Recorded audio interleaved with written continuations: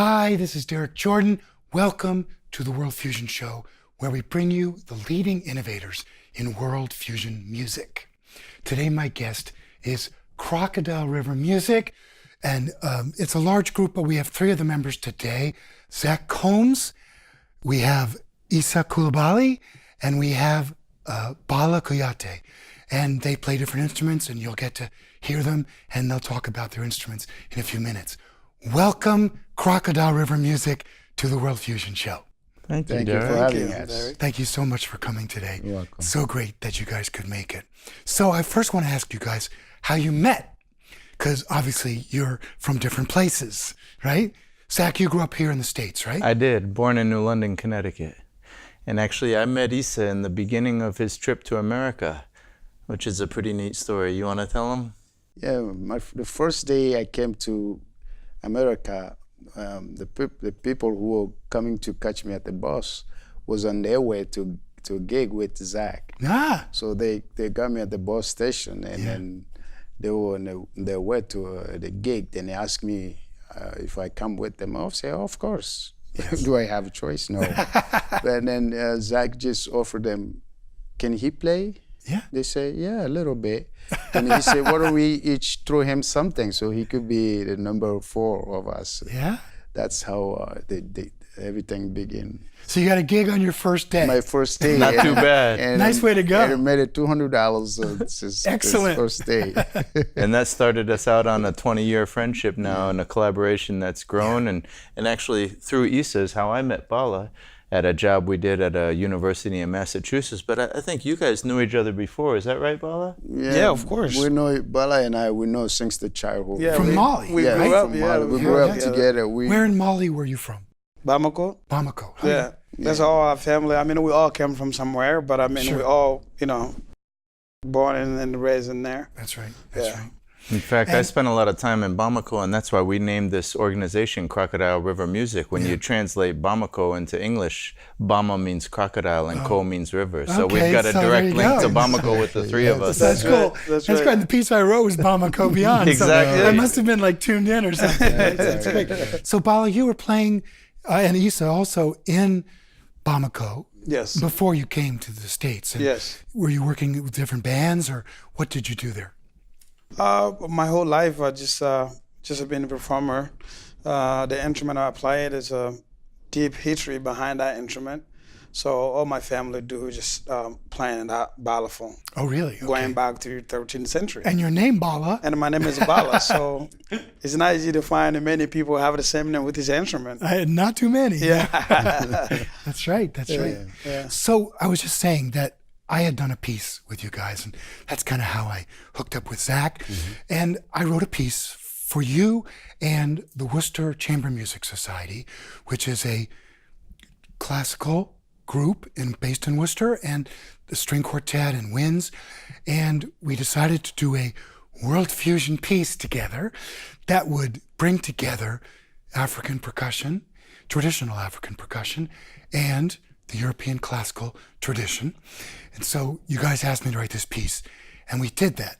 And I wanted to know what it's like for you guys to work with these classical musicians.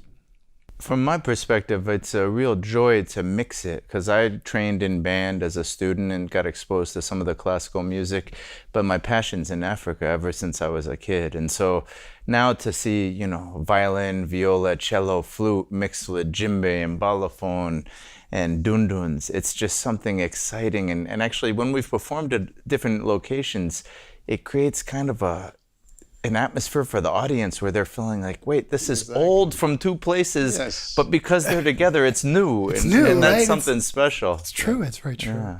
Wonderful. It was a very big, good experience for us too. Yeah. So, you had not worked with other classical people before?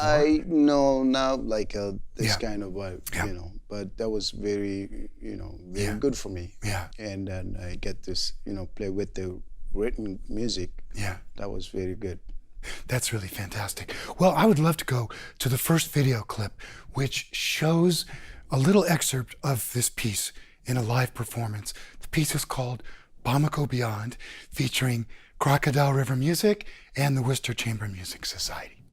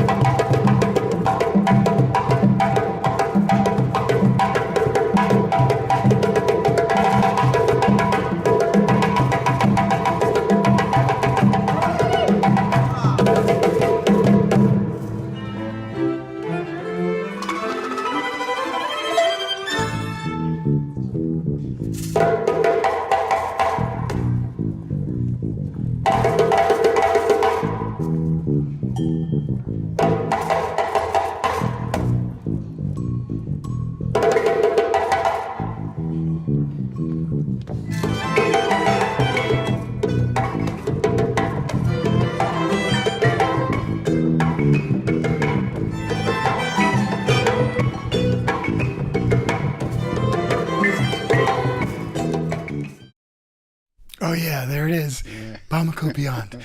I was at such a great time writing that piece, and it was funny. I think in one of the performances, I said, "Oh, I was trying to imitate the style of Malian music," and I said something like, "Does that sound Malian to you guys?" And you were like, "No, no." I'm like, "Oh well, I tried, you know, whatever. I tried." But anyway, one of your main missions in your work is bringing African traditional music to schools. So tell us about what that means to you and what you're trying to do. We've actually got a fiscally sponsored project, sort of like a nonprofit arm, that's called African Arts and Education. And for the last 5 years, we've been up and down the East Coast bringing African art, music, and dance to almost 100,000 students now. That's fantastic. Yeah, and you've been down to Florida. Where you've been all over the place. Oh yeah, all right? up and down the East Coast mostly. A tremendous amount in Massachusetts, Rhode Island, Connecticut, but traveling and growing on that. And it's amazing because they'll use the art for a month and make their own art projects. And then we'll come in and do African drumming, dance, or STEAM workshops. And at the end, we do a big assembly concert with a little bit of global fusion, focusing on all the different places Africa's influenced, whether through the slave trade like Brazil or Cuba or Trinidad, or through conquests like the Moors up in southern Spain. So everywhere we've gone, people have been like, wow, this connected dots we never knew were related.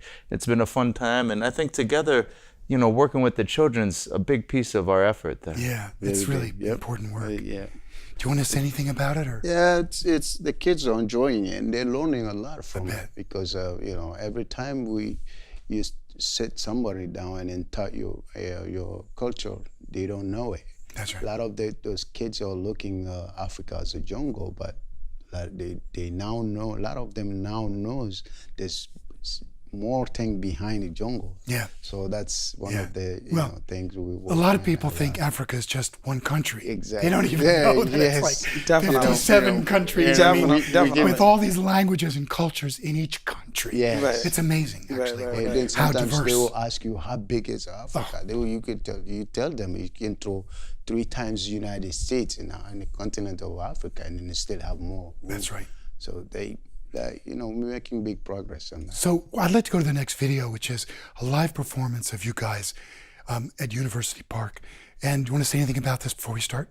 Well, it was recorded by D. Wells and Future Focus Media, which was great to have his support on this. And I think this was just a real recent show where we were doing community work. Part of our work's in the school, and another piece is like a community connections program where we work with, this particular place was in Maine South, which is kind of an underserved, underheard piece of Worcester. Okay. So we're bringing our music and experience to the local community there in a free concert open to everybody. Nice. Well, it's really a lot of fun. Let's go to the video right now.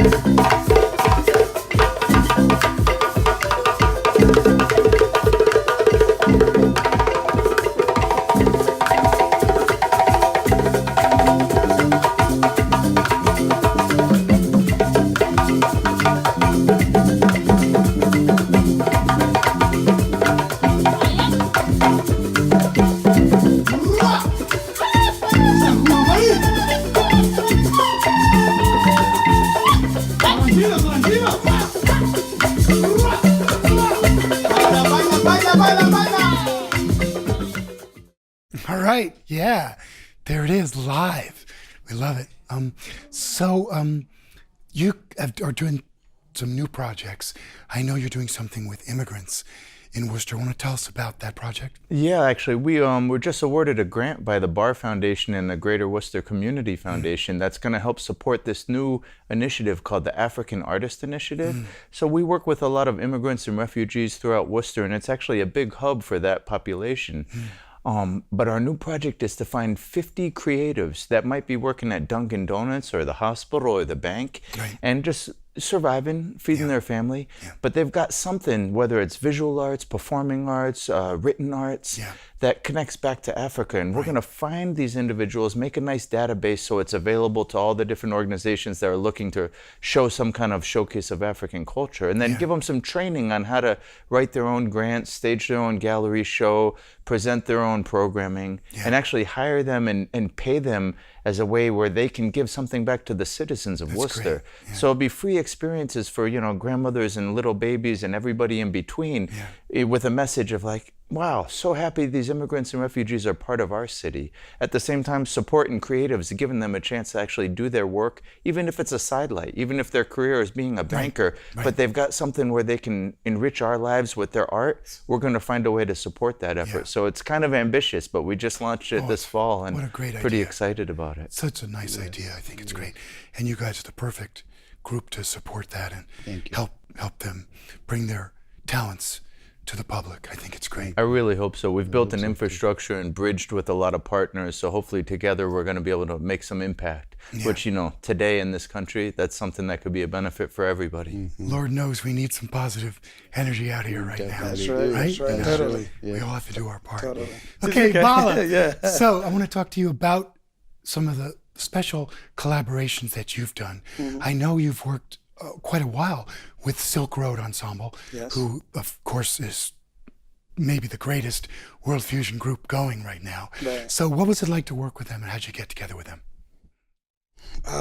Wow. To keep it a long story short,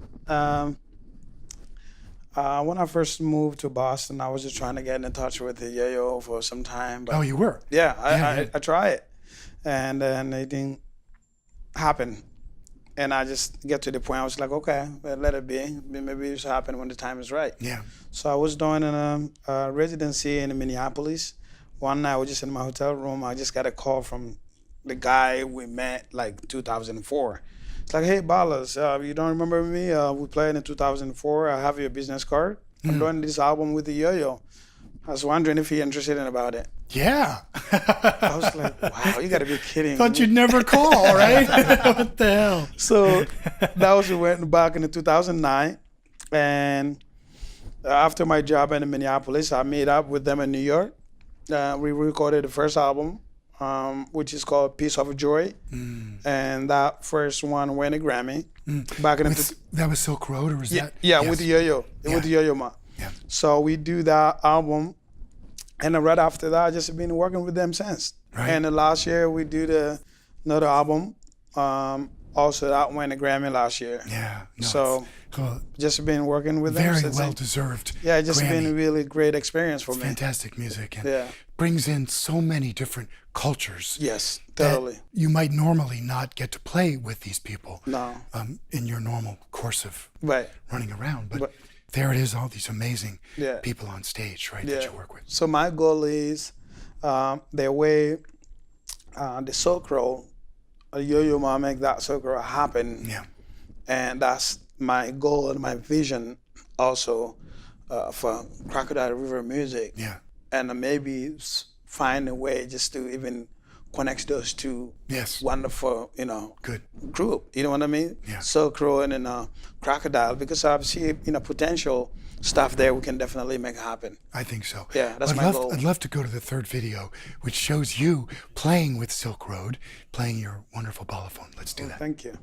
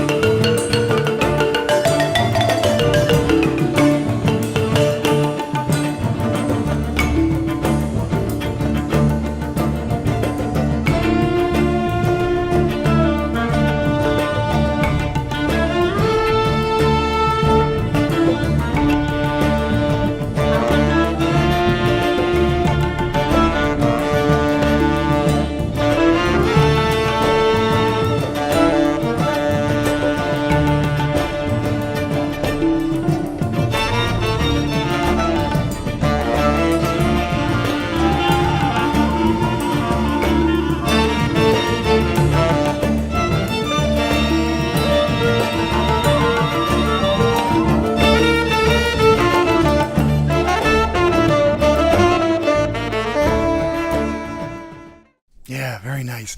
So that's a World Fusion piece, because I hear it's a Ethiopian That's right. melody. Yeah. And of course, Malian balafon. Yeah. So we get our fusion, right? So Yeah, Definitely. very nice.